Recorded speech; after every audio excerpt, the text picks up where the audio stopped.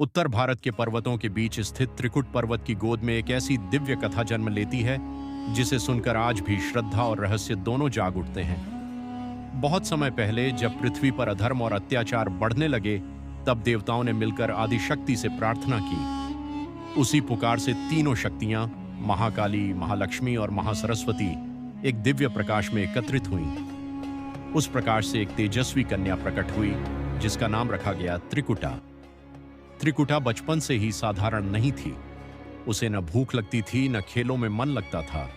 उसका मन केवल तप, ध्यान और भगवान विष्णु की भक्ति में रमता था। जैसे जैसे समय बीता, उसकी तपस्या और भी गहरी होती गई।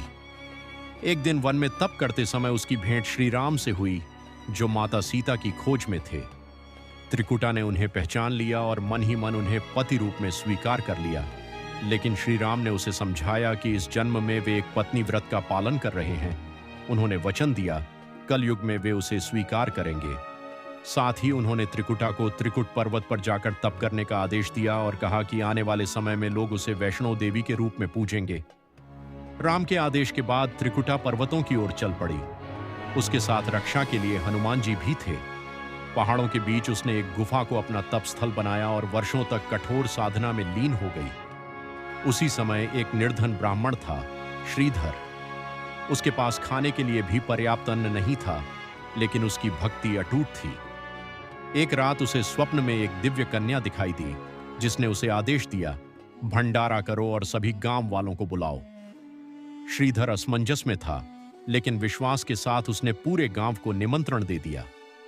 भंडारे के दिन उसके घर में कुछ भी नहीं था, पर उसका विश्वास डगमगाया नहीं।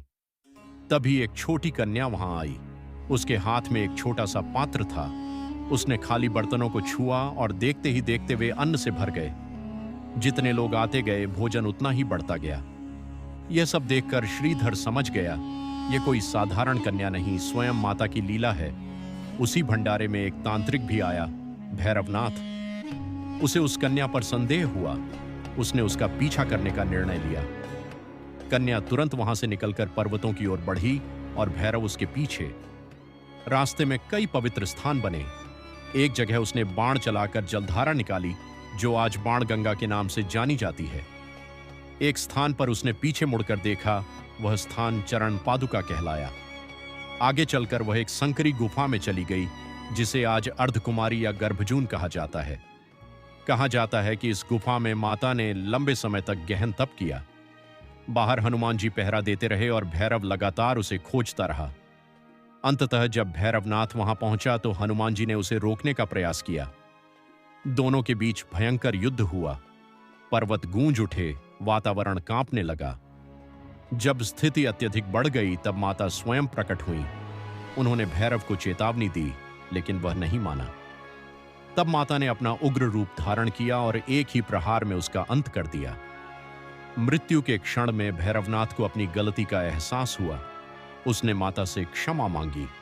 माता ने उसकी भक्ति को देखकर उसे क्षमा कर दिया और वरदान दिया, जो भी भक्त मेरे दर्शन करने आएगा, वह तुम्हारे दर्शन किए बिना अपनी यात्रा पूर्ण नहीं मान पाएगा। इसके बाद माता ने अपना मानव रूप त्याग दिया और गुफा में 3 दिव्य पिंडियों के रूप में प्रकट हो गईं, जो तीनों शक्तियों का प्रतीक हैं, लेकिन स्वरूप एक ही है। समय बीता और वही ब्राह्मण श्रीधर फिर से माता के संकेत से उस गुफा तक पहुंचा।